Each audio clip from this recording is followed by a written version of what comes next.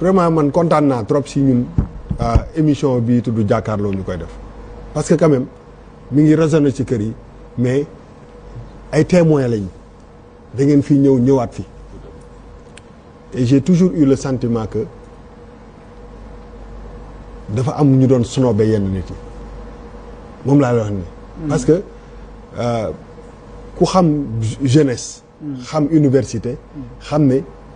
foofu mën na bax xam ne c'est quelque chose à gérer bu dee expérience nga am mais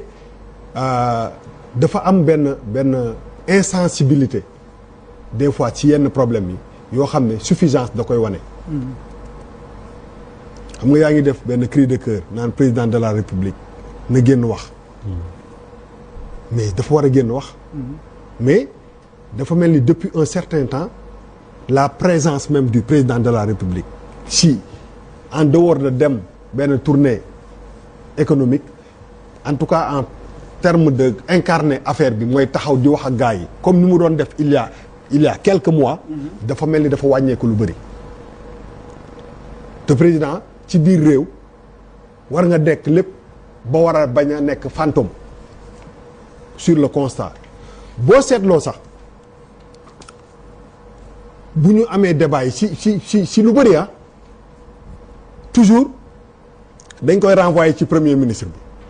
à force de faire ça et de faire ça c'est-à-dire que existence su président bi des fois nit ñi dañu naan mais et le président de la république parce que un président de la république ne constate pas il agit il prend les décisions parce que yàlla moom la jox mu yor big bu mel nii di bind di nommer di signer di fal di folli waat te bu muy waat moom moo waat parti waatul de moom moo waat ne lii ak lii ak lii ak lii donc sa présence nit yi dañ ko war a sentir ci mandaam yëpp mais dafa mel des fois dañ koy décharger sax yenn responsabilités yi parce que donc ki ngay gis muy premier ministre moom moo koy jël wékk ko et pour man loolu ça dafa am donc finalement day mel ni yenn kii il faut assumer sax ba ñu sentir que ni vraiment autorité boobu mi ngi koy exercer ba nit ñi sentir ko parce que li fi xew yëpp dama gis même ministre yi ñuy fal des fois moom lay wax nii xam nga parti yi ci histoire du Sénégal bu ñu xam que si néew damay wax tout le temps que parti politique yu Sénégal yi Senghor Ablaye Wade Moustapha Niasse Macky Sall Dansokho keneen ak keneen Idrissa Seck dañu xëy suba ne damay def parti seen parti la ñoo ko moom parti politique la mais ñoo ko moom ci doxalin ñoo ko moom nga am benn parti boo xam ne dafa ñëw au pouvoir mais bi ñu ñëw ku ne da nga ñëw indi teg kii ne maay def lii kii ma naay def lii kii ne maay def lii gars yi dem à la conquête du pouvoir gagné ko donc boo defee loolu des fois bu ñu la tegee ci benn poste tu as le sentiment que on ne peut pas me dégommer et loolu ça appelle à un peu la suffisance et l'arrogance mooy que sama wàll la ci affaire bi la damaa cotiser moom laay wax ni parce que histoire wu parti yi aussi il faut ñu koy donc je pense que ministre bi ñu bëri keroog ci conférence de presse bi lañ ko gis lañ koy doog a xàmmee ñu bëri fal nañu benn ministre mais doo ko sax gis dañu amoon benn ministre bu tuddoon Mary Teuw Niane xaw ma lu mu fi def baax na xaw ma baaxul mais bi mu nekkee ministre da ngay sentir ni kii et il a pris des décisions des fois yoo xam ne neexul étudiant ya mais il était là il faut pas que nit ñi bu ñu xaar ba nekk contre le mur pour ñëw def benn conférence de presse et di jéem a justifier alors que tu as eu 3 ou 4 semaines yoo xam ne peut-être boo mépriser wul woon gars yi déglu xale yi di nga mën a trouver solution bala ñu egg fi man sama problème mooy que à la limite le ministère de l'Intérieur a hérité un peu du silence même du ministre de l'enseignement ministère de l'enseignement supérieur ba nga xam ne affaire bi léegi finalement lii daan na léegi nag xeex bi moo ci des donc lii keroog bi fi gars yi ñëwee ak discours bi ñu teniroon je pense que c'était un début de solution. Et peut-être qu'au moment boobu état aussi il faut savoir anticiper décortiquer un peu dara luy ñëw prévoir ne lii de discours bi ma dégg lii baromètre la comment je peux faire pour désamorcer la chose parce que émission bi ñu fi mujjoon def ak ñoom Demba c'est affaire ñun ñëpp ñu ngi doon wax que ni na ci nit ñi jóg nañu Malal mi ngi doon suggérer ay idées ay affaires mais j'ai comme l'impression que benn moment gars yi dañu braqué wu ne bon écoutez def leen lu leen neex fii dara du parce que boo jékki-jékki et puis y a des discours yoo xam boo jékki-jékki rek ne par exemple nit ñi yéen am na yoo xam ne du waxu ci kaw parce que boo nee étudiants yi am na ñu leen infiltrer di leen jox xaalis rek après loolu muy dëgg wala mu dul bañ a dëgg dafay difficile à prouver te loolu da ngay jël gars yi da ngay yokk ci kii bi safara rek nga ci yokk leneen parce que moom laay wax ni ce sont pas des discours de quelqu'un qui gère un état parce que il faut que ngay def différence entre yor parti politique am un discours politique ak yore réew mooy que des discours responsables yoo xam ne interprétation yi du am yeneen répercussions yoo xam ne mën na yee leen wala mën na gën a frustrer parce que il faut pas qu'on trouve la solution si benn nit pendant que le problème si biir groupe bi la nekk ba léegi xaw ma ndax comprendre nañu ko c'est-à-dire que j'ai comme l'impression que des fois oui premier ministre wax na te problème bi ci te moom mooy chef du gouvernement mooy que lui bu yàqoo sax moom mooy wax pour ñu defar ko mais fan moo ko yàqu te fekk bu yàqoo peut-être que ci biir gouvernement bi la donc le problème ne peut pas nécessairement être la solution il faut nit ñi endosser seen part de responsabilité dans l'histoire c'est-à-dire que je suis président de la République je suis premier ministre ma gis benn affaire di kii j'interpelle les ministres ne comme ni ko premier ministre waxoon li ma bëgg moom ngeen di def lii nii ma gis muy rumandaat nan lañ ko mën a régler taxaw si nag mais bu ñu nee premier ministre mais président de la République parce que université fii ba xale dee parce que le jeune là quand tu regardes son visage tu as mal. 20 ans.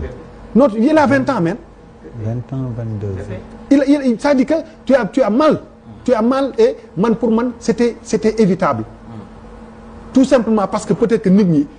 teel leen déglu moo gën yéex leen déglu. ndaw yi il faut ñu leen di teel a déglu teel a anticiper teel a waxtaan ak ñoom. bañ a dem ci benn bras de fer parce que li ngeen wax dëgg la am na ci lu bëri loo xam ne ils ne sont pas responsables de ça le calendrier administratif nan la ñuy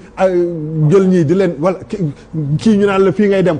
du affectation yeeg yooyu yëpp du seen problème ñoom dañ fi ñëw fekk fi dara dina ndaw loo xam ne xam na ni 3 mois yi passé boo ko rappelé day baax si moom mais moom loolu lay gis parce que loolu moo nekk ci taxi yi donc dafa am benn léegi bu ñu waxee ci affaire brutalité wu affaire bi ak façon de xeex bi parce que aussi dañuy interpeller ça aussi des fois formation bi parce que pour man yore gobar ak jaasi légal yore fital légal yore arme légitime boo xam ne état rek moo am arme boo xam ne mun na la ko teg mu légitime daa ànd ak responsabilité émeute dans le monde entier tu encaisses plus que tu ne donnes parce que tu es protégé mais c'est-à-dire que et psychologique loolu dafay interpeller psychologiquement la formation jusqu'où tu peux encaisser su ma duggee tak nan laa mën a encaisser est-ce que c'est moi qui man maa war a dem vers l'offensive wala man maa war a essayer de trouver des moyens parce que loolu lañ ma former pour que affaire bi bañ a am nga am sentiment que dama yor arme di brutaliser booy et les images des fois daf koy refléter yi ñuy gis xam nga et effectivement lii décrédibiliser affaire bi mooy que pour moi parce que du ma ne ministre de l'intérieur l'État le gouvernement warul mën a taxaw def conférence de presse devant les Sénégalais nga jël dara loo xam ne du nekkul nga jël ko di ko diffuser ba pare di ko défendre pendant que nit dee ça décrédibilise tout parce que du suñu responsabilité état la ñu wax bu président di génn dañuy xàll yoon bi su avion bi di génn da koy xaar ñu oto yeeg li leen jox ak seen ministère de l'intérieur li ñu am ci ay ressources pour xalaat xàmmee pour ñu mënul trier à ce stade nga xam ne ñoo woote conférence de presse du sénégalais ñoo ko woote. dañ ko woote pour wax ak sénégalais yi. donc bu amee yenn erreur yoo xam ne dafay décrédibiliser tout et c'est pas à nous de trouver la solution. Et c'est un scandale. Tu ne peux pas surtout bu amee mort d'homme parce que benn image même bu dee benn moo ci dëggul moo ci dul vrai EFA xoola contaminé na ñu naan saaku pomme de terre xam nga non xoola décrédibiliser na tout ce qui a été dit wala lépp lu ñu fa wane parce que tout simplement on ne peut pas se permettre de faire ça et après de trouver des excuses wala nii la te ba léegi pour man suñu defee conférence de presse mu am ay éléments erronés yu ñu wan les Sénégalais ils ont le devoir de revenir sur la même plateforme et de rectifier les choses. L'obligation parce que tout simplement tu ne parles pas aux gens tu parles aux 18 millions de Sénégalais. xam nga dafa pour man approche yoo nga xam ne parce que tu sais ñëw def conférence de presse ñetti ministre taxaw mais loolu mooy wóolu nga sa bopp ñeent pour expliquer lii ak lii mooy wóolu nga sa bopp donc bu amee lu mel noonu bu ci amee da nga war a dellu si pour leeral du lu ñu war a ruuma ndaat wala toog ci plateau télé yi di ko wax c'est une responsabilité parce que à la fin de la journée il faut que gars yi comprendre dana foofu laay daanale mooy que lépp lu mu mënti nekk na nit ñi fàttali ko ne lépp loo yor dañ la ko dénk dañ laa bind ni may toogee sama kër jël benn nit ne ko yow yaa may liggéeyal dama lay fay gardien dama lay fay sang noonu la Sénégalais jëlee ay nit ne leen pendant 5 ans dañu fay président de la République ñi ñuy jël yëpp oto yi ñuy dawal responsable yi ñoo def ñun ñoo leen ko dénk suba dañuy dem seen morom dem am na ñoo xam ne tey jii boo leen romboon nga xalaat yaa 3 ans lii la ñu woon nga romb leen nga xam ne àddina du dara donc quand on te donne benn responsabilité nit ñi wóolu la ci li ñu am seen sécurité seen alal seen santé seen lépp yow da nga am obligation nga respecter leen surtout ñoo xam ne moo tax il faut que yii yëpp ñu fi jàng ñi ngi doon wax léegi ci affaire góor jigéen ñi ñi ngi wax ci affaire université dans nos combats restons neutres il faut ñuy wax li ñu xalaat te bañ a dugg ci piège yu far parce que boo utiliser far bi après nga ñëw naan woy dama faroon mais lii moo taxoon du crédible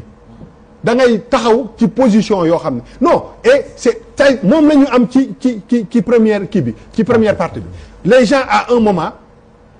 ils ont flanché ne revendiqué ne fii laa far lii nga dem ba léegi c'est comme tu as été déçu mais parce que peut-être bi nga koy xeex tu n'as pas été objectif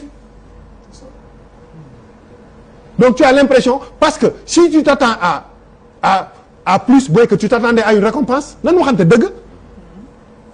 mooy def naa ci lii laa ci war a fay parce que récompense du poste rek c'est-à-dire que les gens il faut que ci seen combat lu mu kii ñu